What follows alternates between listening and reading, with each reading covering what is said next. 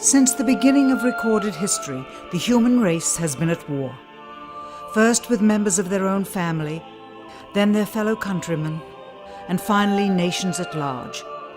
Yet perhaps the starting ground for all these conflicts lays somewhere deeper, within the very character of the human condition, in the dark, untouchable crevices of the human heart. It is said that the first iniquity of free will began even before the maiden pilgrimage from the embryo, preceding the very creation of the earth itself, in the forelife of souls in the heavenly realms. The dawn of warfare, some believe, was initiated by a fallen angel whose trespass against God was pride. In ancient Babylonia, in an age so long ago that the exact millennium remains in question, the Tower of Babel began construction. It was to be the single greatest achievement of the human race. A tower so tall that its summit would reach the heavens, and by it prove to the world that their race was superior. It would be God's irony that it would never be finished. Time passed, nations fell, a machine age emerged, and once again the ingenuity of the species which held dominion over all others unveiled what was at the time the most monumental accomplishment ever imagined, the largest machine yet constructed.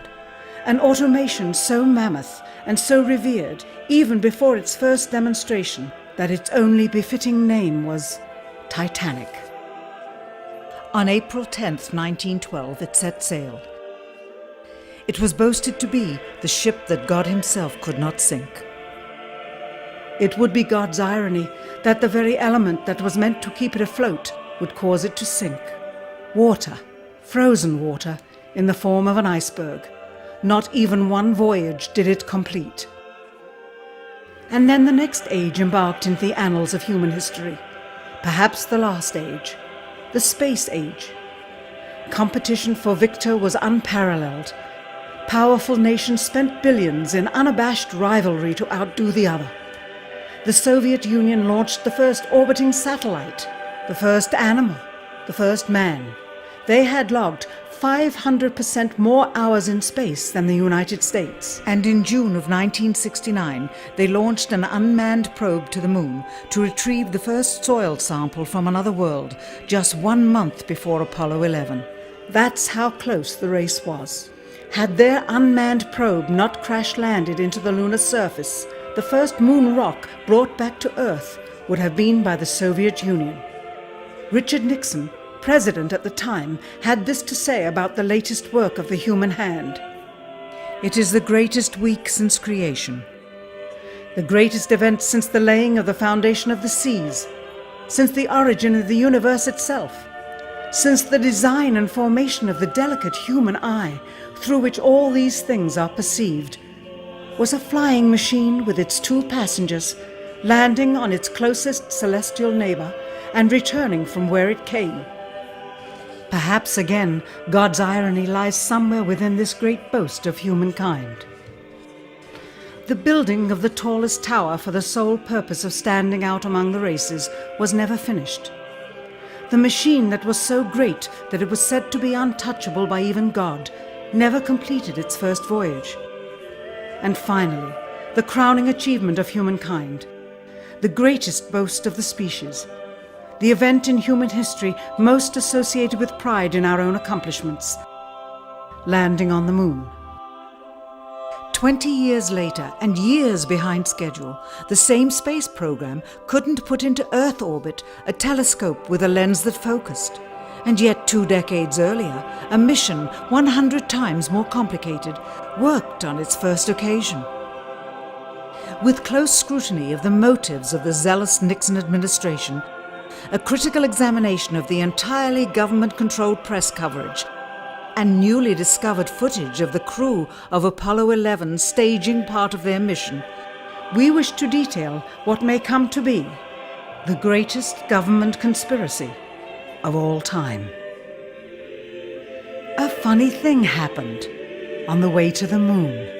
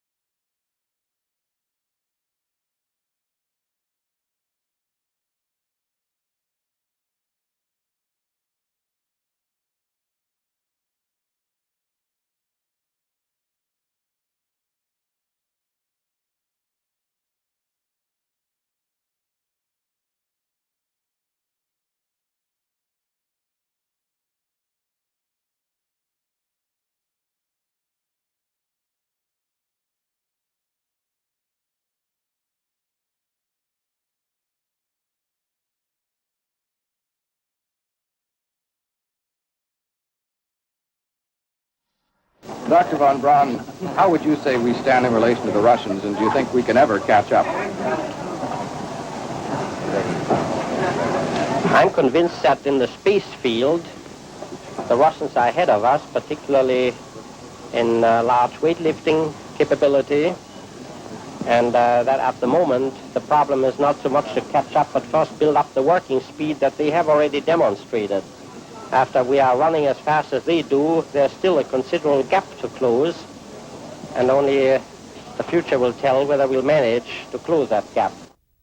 We cannot and will not ever get into this race as we should, so long as all of our objectives are short-term objectives. We've got to have no finite end to our objectives. The end of our objectives should be as far as we can see at any given time. But right now, we need a 10 to 12-year program that has as its ultimate goal the manned domination of space. And if we don't, we're going to be in trouble. I believe that this nation should commit itself to achieving the goal before this decade is out of landing a man on the moon and returning him safely to the earth. We must assure our preeminence in the peaceful exploration of outer space, focusing on an expedition to the moon in this decade.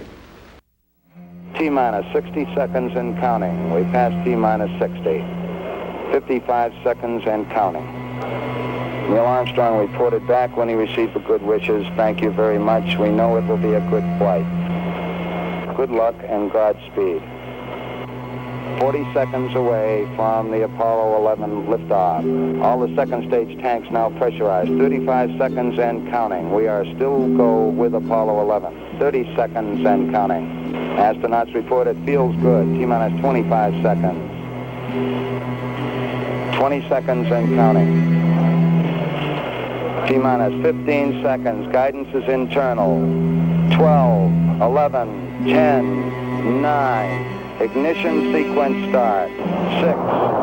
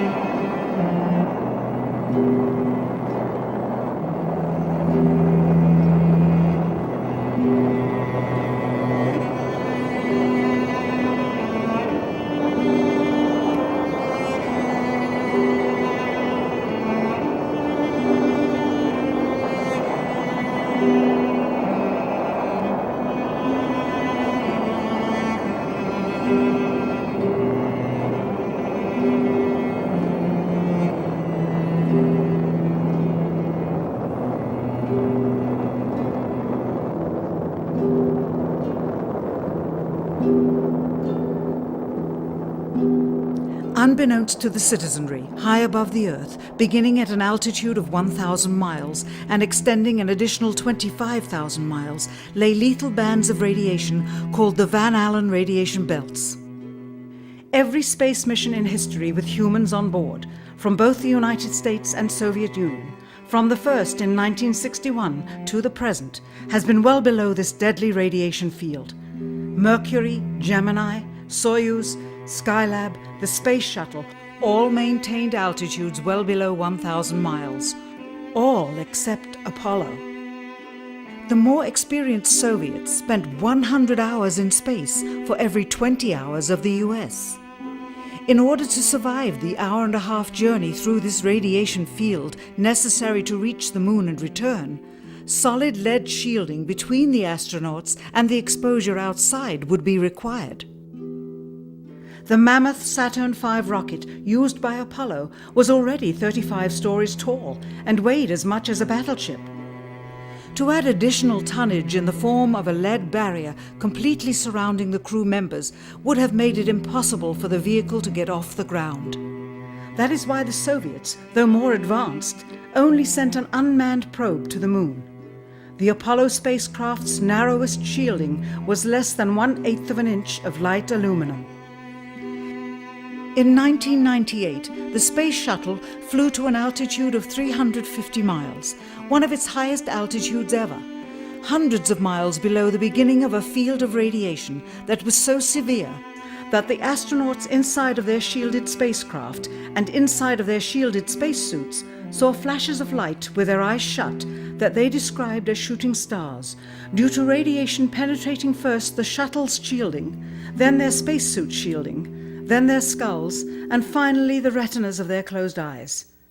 As a result, CNN issued the following report noting NASA's unpredicted surprise. The radiation belt surrounding Earth may be more dangerous for spacewalking astronauts than previously believed. Scientists say the phenomena known as the Van Allen belts can spawn killer electrons when the Earth's magnetic field changes. These electrons that are being studied could have an important effect, not only on satellites, which has happened in the past, but could also affect the astronauts by creating large doses of radiation that could influence their health. The electrons can penetrate through various materials, including spacesuits, and can pass through, in fact, the walls of the space station, and can create high charges deep inside of these objects. President Kennedy, a man of political, not scientific background, set the irrevocable goal of landing a man on the moon by the end of the 1960s, just days after America's first astronaut had spent a mere 16 minutes in space, not even achieving a single orbit around the Earth. We choose to go to the moon in this decade and do the other things, not because they are easy, but because they are hard. We take an additional risk by making it in full view of the world. But as shown by the feat of astronaut Shepard, this very risk enhances our stature when we are successful. The technology necessary to launch the massive Saturn V rocket and an intercontinental ballistic missile is 95% similar. When the Soviet Union launched mankind's first satellite, Sputnik, in 1957, there was grave concern that they had mastered space ahead of the United States and might use this advantage to launch a first nuclear strike from an orbit high above North America. When they also put the first animal in space, then the first man in space, then achieved the first spacewalk, the first crew of 3, and the first ever of 2 simultaneously orbiting spacecrafts, concern turned to fear and then horror as America watched their communist enemy achieve all these firsts with no hope in sight of ever catching up. President, a member of Congress said today that he was tired of seeing the United States second to Russia in the space field. I suppose he speaks for a lot of others. What is the prospect that we will catch up with Russia and perhaps surpass Russia in this field? However tired anybody may be, and no one is more tired than I am, it is a fact that it's going to take some time, and I think we have to recognize it. They secured these large boosters, which have led to their being first in Sputnik and led to their first putting their man in space. We are, I hope, going to be able to carry out our efforts with due regard to the problem of the life of the man involved this year. But we are behind. If it was impossible to better the Soviets in the space race, which was really a race of technological armaments, what could be done? How could America offset the threat of superior weaponry? Throughout the history of rivalry and war, astute generals of lesser armies than their counterparts have used deceit and misinformation as a method to achieve victory. In World War II, for example, columns of inflatable tanks were placed at locations afar from Normandy to draw German forces away from the real location of invasion. The Star Wars missile defense program rigged tests to make it seem more advanced than it really was. That's the conclusion of the General Accounting Office. The aim was to fool the Soviet Union about US military readiness during the Cold War.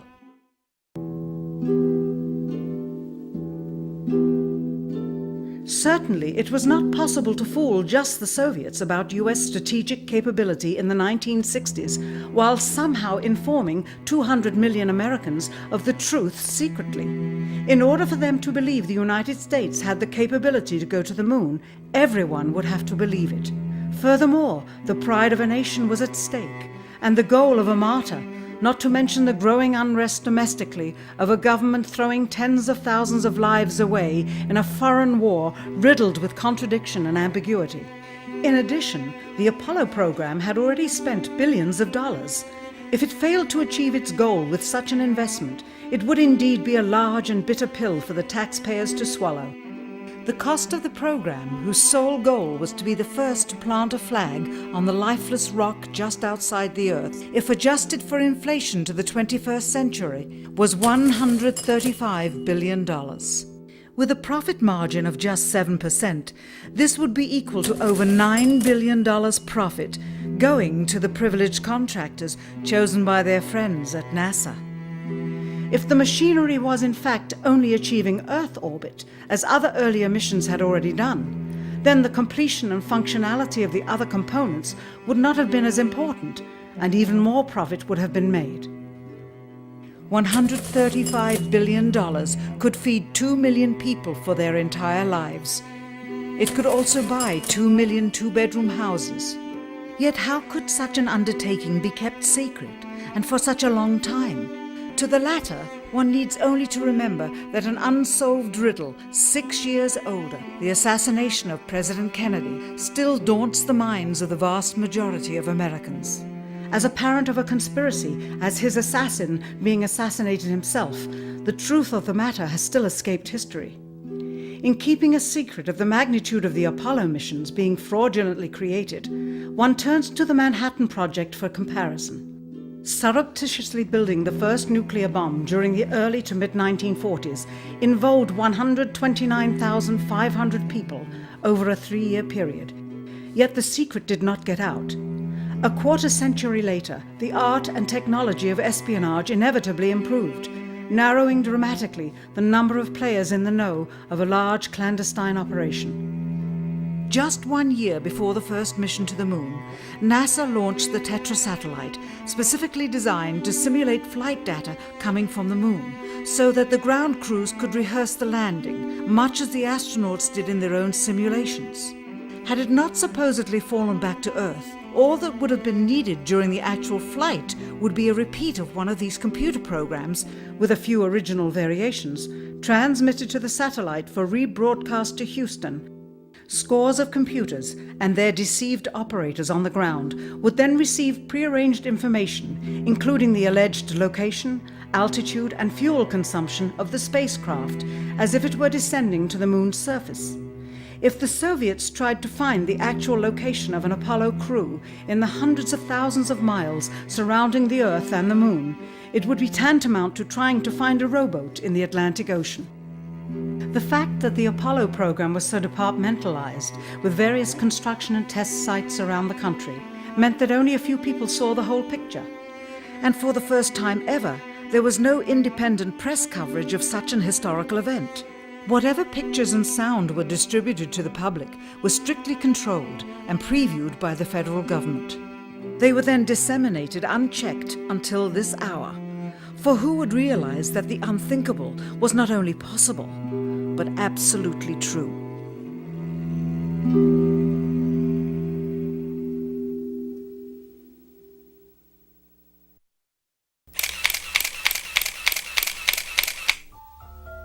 And what of the photographs? What do they tell us? On 3 separate occasions, our office asked NASA's Public Relations Department for every single picture of an astronaut on the surface of the moon, just during the maiden voyage of Apollo 11. Many duplicates were sent. In all, fewer than 20 pictures were found, including first-hand investigation on site at the agency's vaulted archives. Quite surprising, considering the historical significance of the event. These very photographs are the same ones circulated year after year on anniversary commemorations. It is estimated that in just the first 60 minutes on the moon, motivated by the tenuous nature of the circumstances, many more exposures could have been expediently taken. Also surprising is the scarcity of photographs of the mission's chief pioneer, Neil Armstrong. The greatest achievement in human history, and of the man whose first step echoed around the world, dawning a new age of scientific enlightenment, there is only one full-body picture of him on the moon, besides this ghostly reflection. This one, taken by an automatic camera mounted on the side of the lunar module.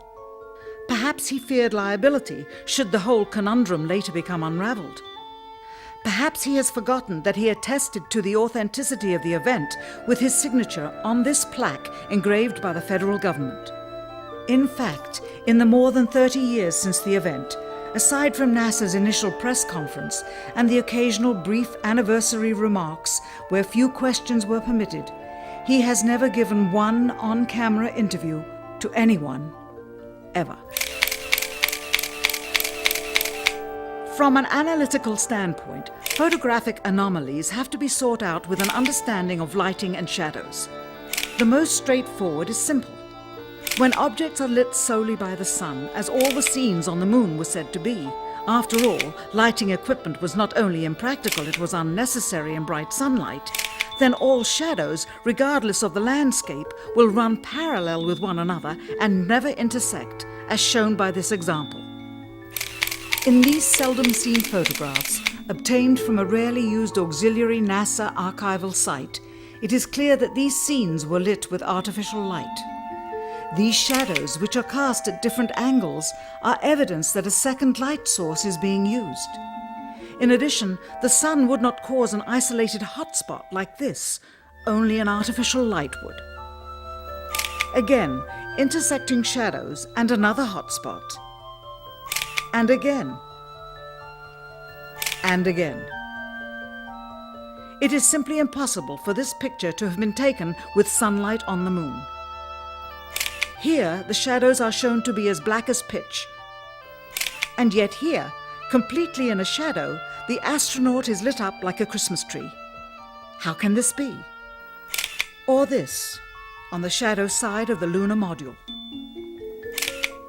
In this magnification of an Apollo photograph, a rock, very likely a papier-mâché prop because of the crease here, is categorized with the letter C.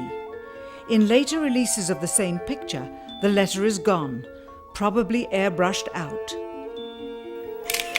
Here, a crosshair, which was burned directly into the image from the film plate, and thus should always appear on top of the objects in the photograph, appears behind the object in this scene, clearly revealing a composite of two pictures into one. Someone apparently forgot to create a burn crater underneath the lunar module's 10,000-pound thrust engine, despite the fact that during ground tests there was a real concern for the vehicle falling into the hole the engine created as it descended. Here is a depiction based on the latest specifications and scientific data. In these enlargements, it looks as though the lunar module was simply placed there, not even one speck of moon dust on the landing pod. As a result, all subsequent flights had to have the same discrepancy, which was explained away by the effect of no atmosphere. And what about stars? On the moon, with no atmosphere, they must have been quite a sight to behold. Yet there is seldom any mention of them, if ever, by any of the astronauts on any of the missions. Undoubtedly, creating a mural with all the constellations properly placed in the sky would have been virtually impossible to create accurately, much less realistically. A competent amateur astronomer would have been able to call attention to the slightest error in measurement. The answer? Not to talk about the stars. Ever. In their post-flight press conference, it was the only question to which Neil Armstrong responded with an absence of memory. When you looked up at the sky, could you actually see the stars and the solar corona in spite of the glare? We were never able to see stars from the lunar surface or on the daylight side of the moon by eye without looking through the optics. I don't recall during the period of time that we were photographing the solar corona what stars we could see. I don't remember seeing any. Years later, though, Michael Collins would remember seeing the elusive stars and wrote about them in Expeditions to the Moon. It seems his memory improved the older he got. Why don't stars appear in any of the photographs? Simply because the proper, mostly closed exposure setting for the camera's iris, set that way to compensate for the bright sunlight on the moon's surface, completely diminished the faintness of relatively distant specks of diminutive light. This answer is true. It does not, however, explain why they never took any pictures of the stars by themselves, with an exposure setting perfect for them. While they took 3 automobiles to the moon, they never took a photographic telescope. Had they done so, they would have been able to see farther into the universe than had ever before been realized. If they had taken a telescope and were not actually on the moon, they would have had to concoct undiscovered galaxies that might one day prove to be non-existent. The cost of the 3 moon rovers in 21st century currency? Nearly $60 million each, though they had fewer parts than a Jeep. Where was all this money going? Then there's the flag, blowing in the wind, at least twice, on the atmosphereless moon. We can only guess that most of the missions were staged inside for fear of possible aerial or satellite reconnaissance from an unfriendly nation. The backpacks, designed for 1/6 gravity, must have had the cooling systems removed to allow for movement without falling over. With very near and hot studio lighting, that left one hot astronaut inside. Assuming that it was the astronauts inside, after all, their faces were always covered. The necessary mammoth amounts of air conditioning were probably responsible for the air current. Here the editor cuts to a still shot of the flag, just as the effect becomes noticeable. Here it is unchecked. This rare clip, attained decades ago, was never re-released with the inevitable increase in experience and scrutiny. To demonstrate 1/6 gravity, a bouncy, floaty feel to the astronauts' movements would be similarly achieved with relative simplicity. Slow motion. You are viewing the scenes as they aired more than 30 years ago. Now let's look at them with the speed doubled. It becomes discernible that they are, in fact, in Earth's gravity, and are no more leaving the ground than they would on Earth. It is clear from these rarely seen color television pictures that the crew of Apollo 11 brought a high-resolution color video camera with them on their mission, yet the only pictures broadcast live from the moon's surface were these from a low-definition black and white camera. In fact, the networks complained because in addition to this, they were forced to shoot the images, second generation, off of a projection TV of the technology of 30 years ago, and were not even allowed to take a direct feed, which further degraded the quality and clarity of the images. Perhaps this was precisely what NASA and the federal government had in mind. After all, it was a first, regardless of where they were. Better to open up their debut mission with fuzzy pictures and numerous blackouts, rather than show too much revealing detail of a false scene that was yet unproven. And finally, the element that seals their fate. Of all the footage of Apollo 11 requested from NASA over a 5-year period, one gem was discovered just before the completion of this documentary. An old reel received by mistake. It contains the raw or unedited footage of the crew of Apollo 11, Michael Collins, Edwin Aldrin Jr., and Neil Armstrong, staging part of their mission for nearly an hour in living color, with exceptionally clear behind-the-scenes audio of conversations discussing the techniques used to achieve a disingenuous picture depicting the Earth at a distance, in order to falsely demonstrate their far journey from it and their ability to survive passing through the Van Allen radiation belts. It cannot be misconstrued that this staging was done for some other reason prior to the mission, for the reel itself is slated and dated July 18th, 19th, and 20th, 1969, the very days of the mission when they were said to be approaching and achieving lunar orbit.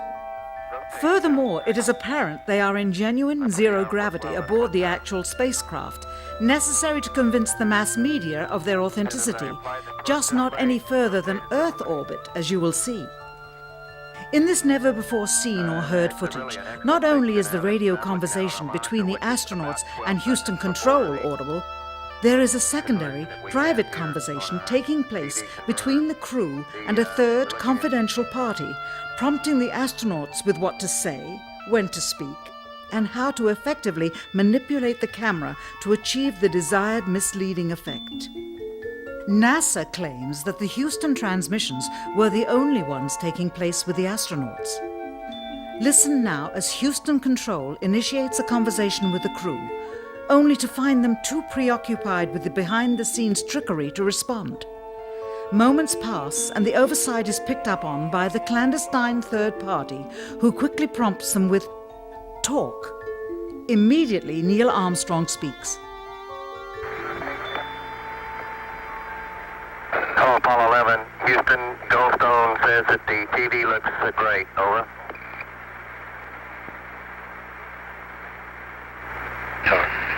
Okay, Roger. We're mapping in on Earth. Again, the illusion they are attempting to create is the Earth at a distance to demonstrate their far journey from it and their ability to survive passing through the Van Allen radiation belts. Understand, too, that only about 20 seconds of this raw footage was ever broadcast to the public, and these conversations discussing their deception were believed to be private. Until now. Here they discuss that these television transmissions were in fact not broadcast live as everyone believed. They were first screened and edited for playback later. Roger, Neil. We just wanted a narrative such that we can, when we get to playback, we can sort of correlate what we're seeing. Thank you very much. Here they discuss the fact that they have turned out the lights and have blocked out sunlight from entering the spacecraft through the other windows, as to not cause any reflected light to fall onto the spacecraft's wall in the foreground. Okay, very good. Well, we shut out the sun coming in some of the other windows into the spacecraft, so it's looking through the number one window, and there isn't any reflected light. The reason this was done is so that the truth of the matter would not be revealed. It is this. Though the federal government would have you believe that this is a view of Earth from a distance out of the spacecraft's window as it nears the moon, it is not. What they have ingeniously done is placed the camera at the back of the spacecraft and centered the lens on a circular window in the foreground, outside of which it is completely filled with the Earth in low orbit. The circumference of the window then appears to be the diameter of the Earth at a distance, with the darkened walls of the spacecraft appearing to be the blackness of space around it. That is why they wanted the interior dark and blocked out the sun from entering through the other windows. Here you can see the extruded window, probably 2 inches thick at the bottom. This is because the Earth's shine is coming in at a downward angle. It also causes the Earth to appear to be an irregularly shaped circle, for you are seeing the outside of the window at the bottom and the inside of the window at the top, which together form 2 different sized halves of a circle. Subsequently, this take was never used. As they perfected the shot, a crescent-shaped piece of black material was inset slightly into the window to create the illusion of the Earth's terminator line dividing night and day. It is uncannily convincing. During this segment, intended to be edited and played back later for the worldwide television audience, dated July 18th, 1969, Neil Armstrong condemns himself as he states that he is 130,000 miles out, or halfway to the moon, as the NASA flight log also states on this date, when he is in reality in low Earth orbit of a few hundred miles. Roger, Houston, Apollo 11. Calling in from about 130,000 miles out. Here, during another segment, also intended to air after review, Neil Armstrong falsely explains to the viewers how the shot is attained by putting the camera's lens to the window's glass, as it would have to be if they were the claimed distance away from the Earth. We only have one window that has a view of the Earth, and it's filled up with a TV camera. If the window was completely filled up with a TV camera, as he stated, then an astronaut's arm would not be able to get between the camera and the window, as it obviously does here in this outtake. South America becomes invisible just off beyond the Terminator or inside the shadow. You can also notice how the astronaut operating the camera reacted to the mistake by attempting to pan away from it. Blue cast, see white bands of major cloud formations across the Earth. This is a segment that they believed wasn't even being recorded, much less suitable for broadcast, for the lens was being zoomed out and the scene was being changed to that of an interior of the astronauts at work, and apparently the stop button popped back up on the recorder without notice. Here is the diffused work light that they used to see camera controls, but not throw light onto the spacecraft's wall. Here they remove part of the crescent insert.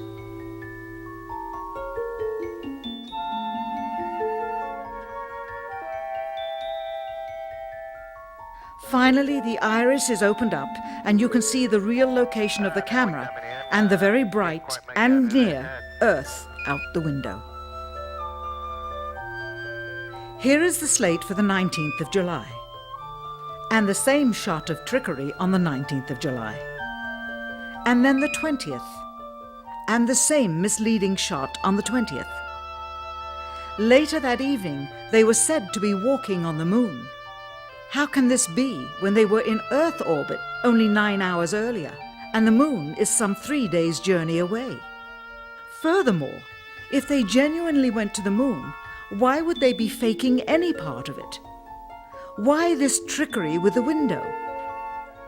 By faking being halfway to the moon, it becomes apparent that they did so because they could not even go halfway.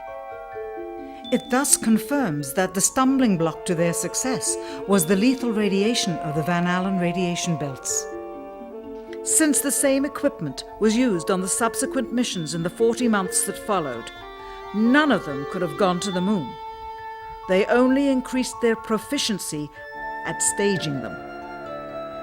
When some TV viewers of the second manned mission to the moon telephoned the networks complaining that reruns of I Love Lucy were being interrupted, it became clear that for the taxpayers, once was enough.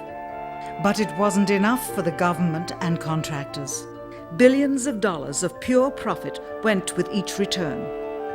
How coincidental that the following mission would have the element of life and death jeopardy. Apollo 13.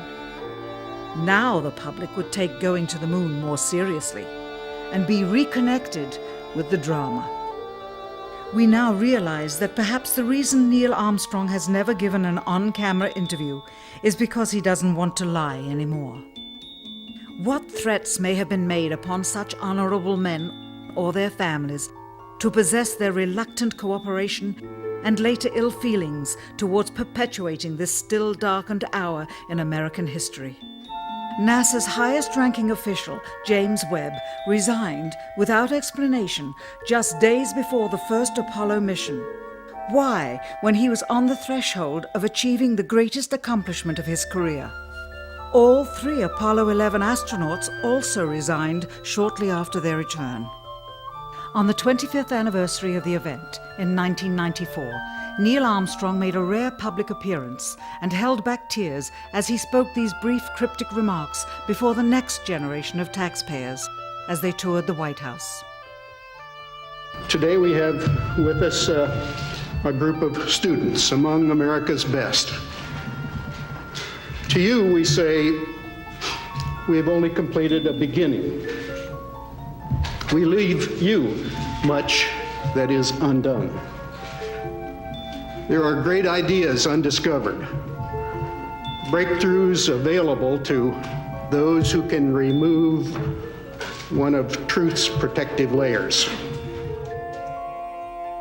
He is that layer.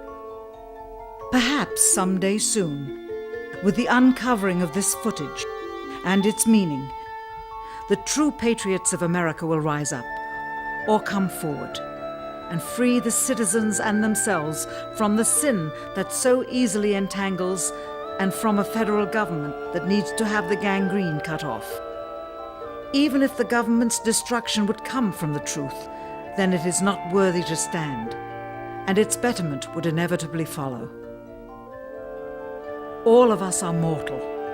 All of us will die. Perhaps the seeking of a clear conscience before that hour will motivate the truth into the light.